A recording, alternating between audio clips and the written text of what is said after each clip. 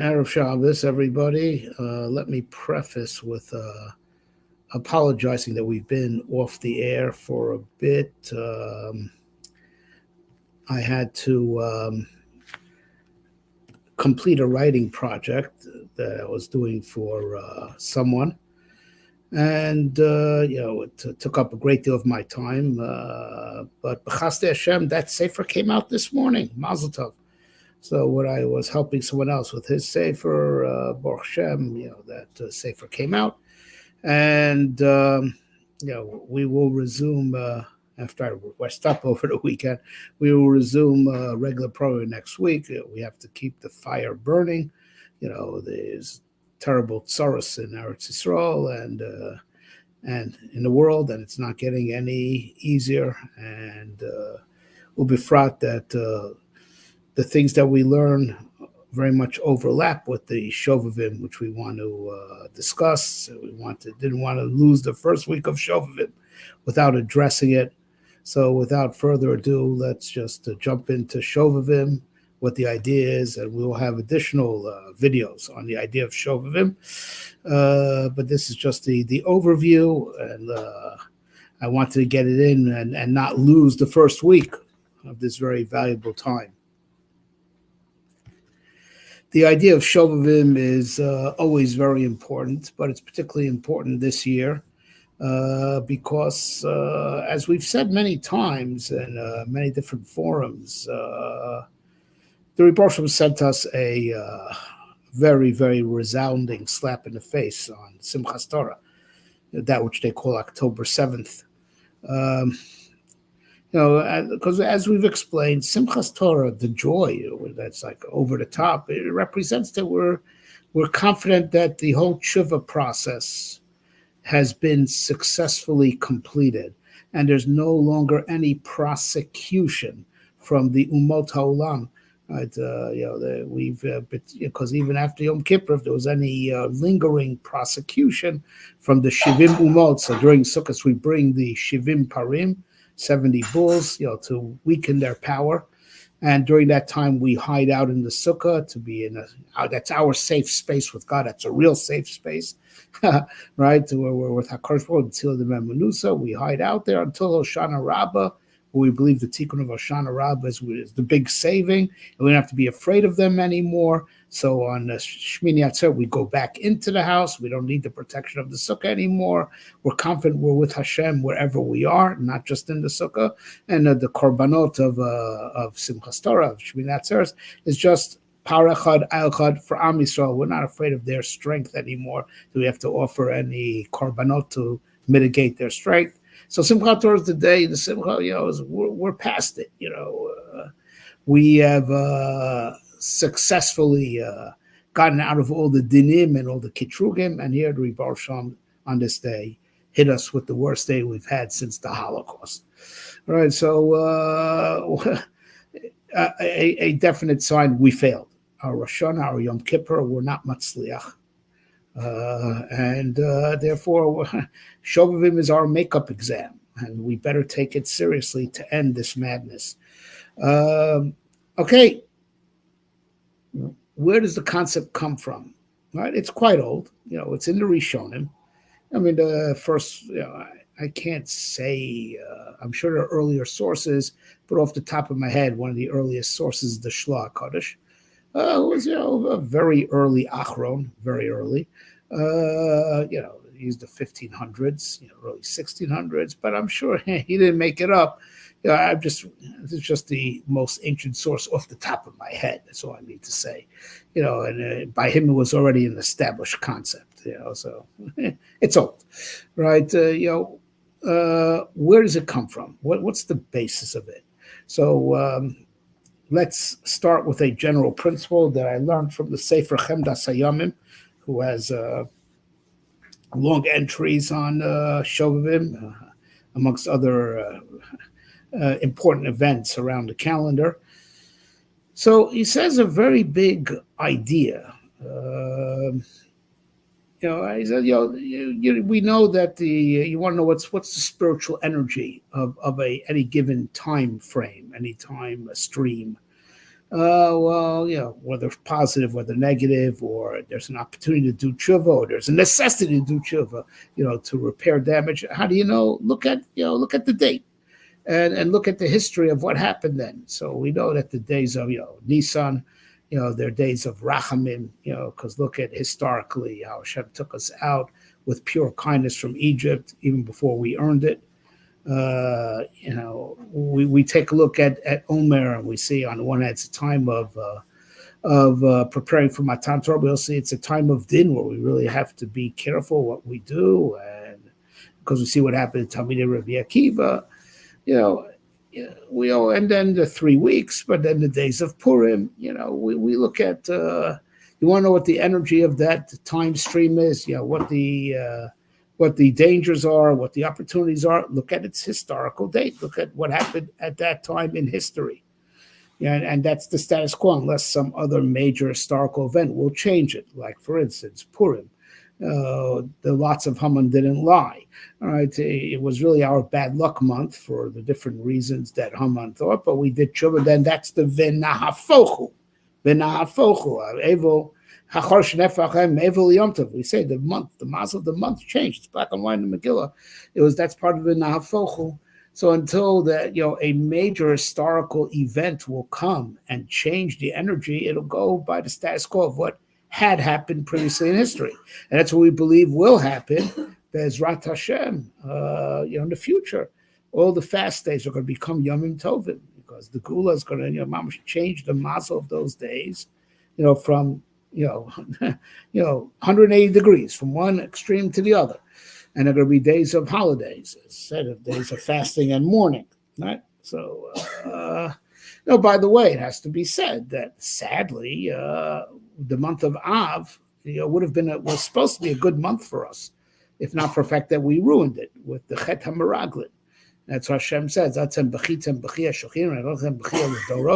You cried for nothing because you believed the bogus fake news of the Meraglim, and now you're going to cry for all generations.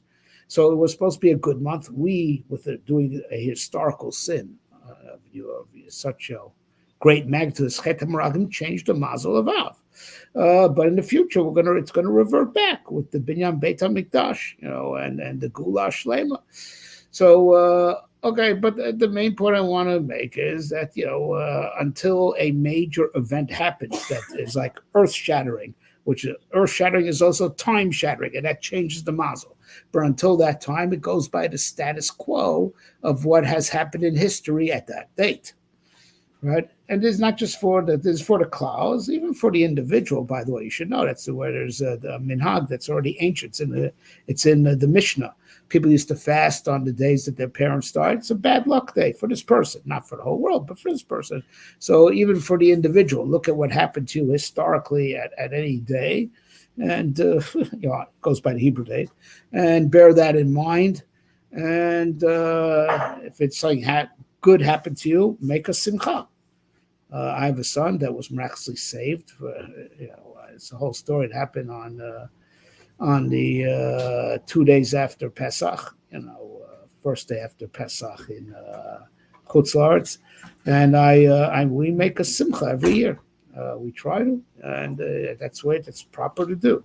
You had a miracle happen to you, so even if the whole nation's not bound by it, because it only happened to you, not the whole nation, but a person should, make a simcha. If something, God forbid, a calamity happened, you should mark that day and make a tikkun on a day for that calamity that happened. Hashem Yirachim, which never happened.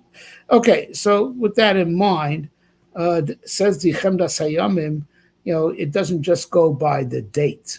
If there will be something that involves all Am Yisrael and Torah, the power of the Torah, and it involves all Am Yisrael, that is also indicative of the power of the time. Right? You get that, two ingredients here. It's the power of the Torah, and it's also the whole Am Yisrael. It's not like some individuals learning, but let's say the whole Am Yisrael learns the same thing. The whole Am, and everyone's mishtatif because they have to do Shnayim Mikra V'Achad Targum, and that's Parshat HaShavua. The whole Am Yisrael is doing it everywhere around the world, and it's not just Tama Minhag. It's Torah, right? It's the power of Torah, and it's the whole Am. So that's also indicative of the power of the time. So we have these weeks, even though some years, we have discrepancies between for short amount of time, for like a few weeks, some years, the Israelis are are ahead of the people in Chutz La'aretz, because we end up being a parsha behind, because we had the last day Yom Tov when they already had Shabbos. That happens every once in a while, but it never happens by Shovavim Tat. All Am Yisrael is reading these parshiot at the same time. The whole Am learning this Torah, and everyone is chayav lashon parshios of Tzibur. You have to complete the parsha together with the Tzibur. So it's all Am Yisrael, and it's Torah, right? So that is just as powerful as the date to tell you what the power of that time stream is. Says the Chem Dasiyam. It's all Am Yisrael and it's Torah. So, and that's parsha. There's nothing like that other than Parshat HaShavua. The whole Am Yisrael, is learning this Torah learning. Is finishing this parsha together, learning, engaged in this parsha. It's the whole Am, and it's the power of Torah. That is just as indicative of what those days have in them, no less than their date. Okay. So let's analyze. This is what's written in Sfarim. I also heard a lot on this directly from my Rebbe, Moshe Shapir, Zechet Tzadik V'Kadosh L'Bracha. What happens in Shmos? And first we'll talk about Shmos through Mishpatim. Shmos Ve'erabo B'Shach Yisro Mishpatim. And then we'll explain why in a leap year we have Truma Tetzaveh. Okay. In this week's parsha, so Moshe goes back to Paro, right? And he says, Hashem, the God of Israel, he sent me, to tell you, let my people go. So Paro, look at the pasuk, he actually reacts in a rather strange. I never heard of the guy, right? Mi Hashem. Lo yadati Hashem. Who? What? What don't you understand? Like, what don't you understand? The real God, the first cause, the unmoved mover, right? The God of the Jews. What?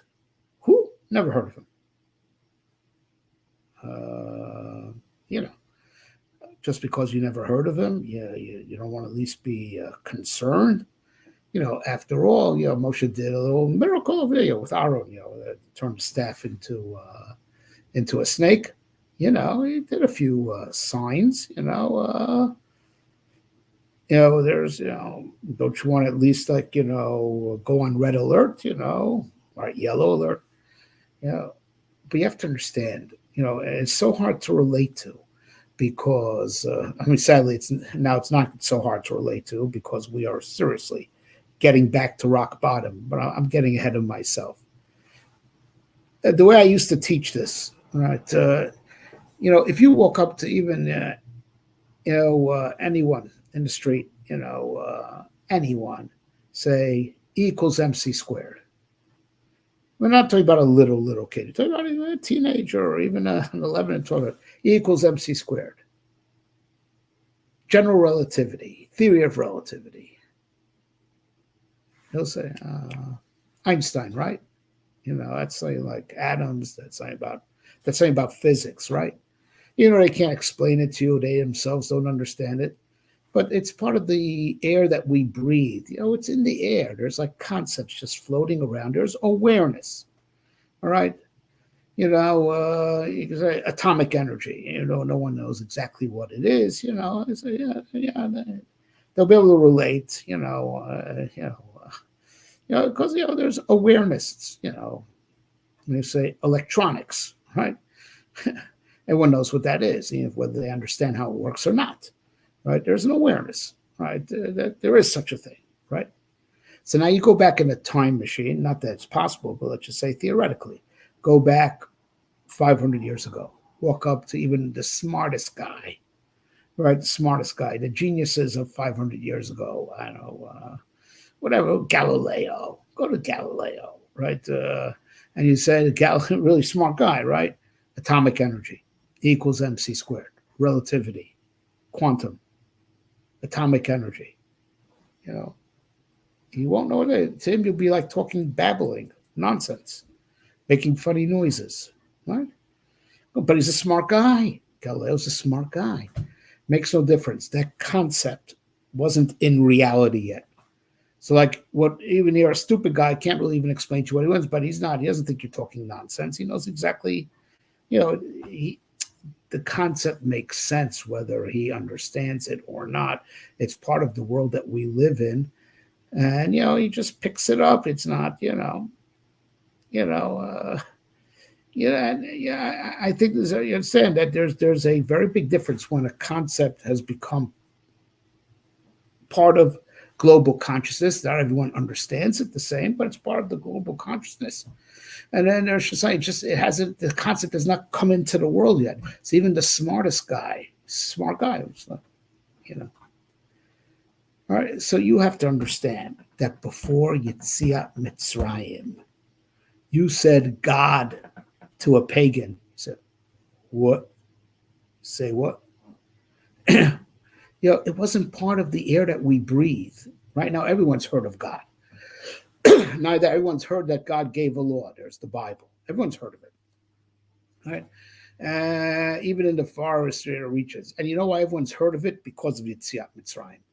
We have to understand what Moshe Rabbeinu was up against. What the necessity that Yetziat Mitzrayim to come with open miracles.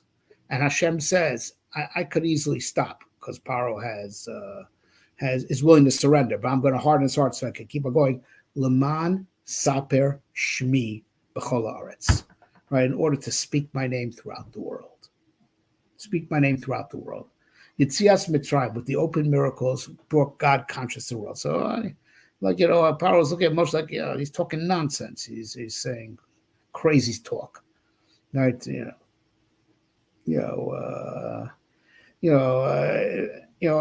that's what Moshe is so concerned about. The Jewish people are going to ask me, what's his name?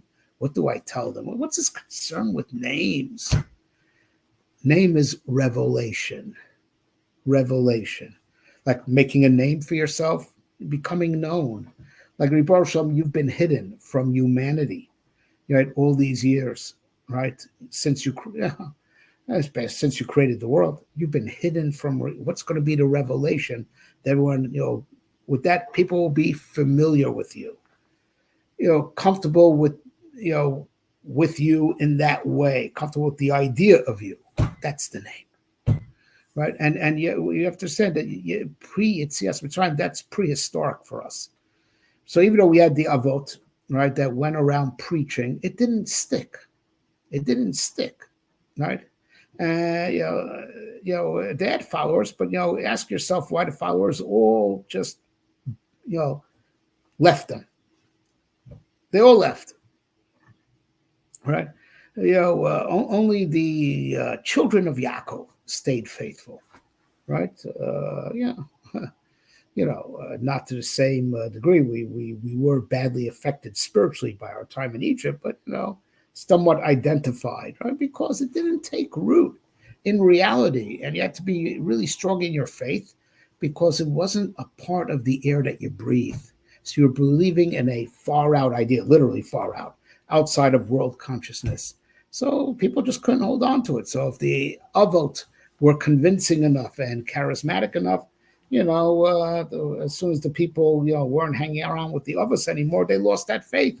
Only Am Yisrael held on to the faith, in varying degrees. Shevet Levi more than everyone else, but and that was tremendous. The fact that Am Yisrael want to be Lo Shinu Shmam Sham, they want to be a separate people, is just so indicative. You have to appreciate the godless of that, the greatness of that, because I said to be Jewish and that there's a God who's started. This wasn't part of world consciousness. These are like ideas from outer space, literally. Right. So, and that's bad enough for the world, but that's bad enough, as is, that people should not know God. That's horrible. That's terrible, right? But it's worse than that, because as Chazal tell us, right, at the end of creation, Yom HaShishi, it was night, it was day, the sixth day. What's the extra hay? Is that the whole world was, built on condition. If on the sixth day, what's the sixth day? Sixth day of Sivan, Shavuos, right? If Am Yisrael will receive the Torah, the world will continue to exist. And if not, Yachzor l'Tohu Vavo, the whole world will go back to Tohu Vavo, be totally destroyed. The world had no right to exist as a world without Torah, a world without God consciousness. So the world wasn't stable, right? And that's what the Halo Goro, that piece of Til Morashem Kito Chazdo, and Hodol Kel Kim Kil Chazdo, Nim Kil Chazdo. There's 26 Kilo Lam Chazdo. What are those 26? For the 26 generations that it was from the time Hashem created the world until the Torah was given. It was just Kilo Lam Chazdo. The world was just existing on pure divine mercy and kindness, because the world had no right to exist. So the world had no right to exist, right? So the world was totally unstable spiritually. It really had no right to exist on pure kindness, right? But it's worse than that, even worse than that. So even this world existing on kindness, there was no unity, no focal point. Sadly, kind of like what it is today, right? Everything should be focused at God, right? Kol ma'asecha yu l'shem Shema, everything you do should be for the sake of heaven. Everything you do should be for the sake of heaven. That should be the unifying factor. You see, they tried to create fake unity. What was the fake unity? Migdal Bavel, right? They made the great tower. Naseh lanu shem. This will be the cause. This will be the name. This will be the cause everyone's focused at, right? And that's what's going to hold us together. But that's not, that, as Maral says, it was an example of Knessia Shalol L'Shem Shemayim Ein Sof L'Skayim. If you make a ingat, you want to make a unity, but it's not L'Shem Shemayim, it's not going to hold up. It's not going to hold up. And that's indeed, they got scattered, right? The world was lacking Shem Shemayim, which is the unifying factor that holds the whole world together. So first of all, that's unifying factor in you, right? That's unifying factor in you, right? Everything you do, you should do L'Shem Shemayim. Everything, be God focused in everything that you do. But even for the world, what else does it say about Shem Shemayim? So it's Knesset Shazagayim. Shem Shemayim is what holds the world together. But it also holds everything in its particular place. Machloket L'Shem Shemayim Sof L'Skayim. Right? That if there's also a division for the sake of it, like Hillel and Shammai, they're both legit, it'll endure. So like Shem Shemayim keeps everything in the perfect cosmic balance, keeps everything united, but without things like canceling each other out. Keeps everything in its place and united. The world was lacking Shem Shemayim. That's why Sefer Shemot, to reveal the divine name on earth, L'man Saper Shmi B'chol Haaretz, and the greatest manifestation of Shem Shemayim is the Torah. The whole Torah is God's divine name. And there's another thing that's a manifestation of the divine name, the Mishkan. This is the place where God's name is mentioned. The Kohanim could say the name Yud Kei Vav Kei, but it's also called the place where Hashem has his name dwell. And that's the process of Sefer Shemot in general, right? It starts from Shemos, where in this week's parsha, no revelation of God yet, but Hashem says there will be. And it starts from next week with the Eser Makot, and it's all Leman Saper Shmi, Leman Teidak, you should know there's no other like God, right? And it moves on from there to Matan Torah. But it goes even further. It's not just having Torah on earth, having a Mishkan on earth, and the Shekhinah is on earth, and that's called the place where the name dwells. The world has its name. The world has its right to exist because it's a place of Torah and Shem Shemayim, and the world has its focal point. Where do you daven? Where do you face? Where do you focus? To wherever the Mikdash is. That's why we face east. If you live in the west, you face east. The people in Japan face west when they daven, right? It's the focal point, right? That's what the world gets in course of Sefer Shemos. All right, we've said a lot. I'm going to continue. I want everyone to contemplate this. And later today, I will release yet another video and audio driving this home, but contemplate this for the time being. Part 2 to come in a few hours' time. We'll get it in before we actually read Parshat Shemot.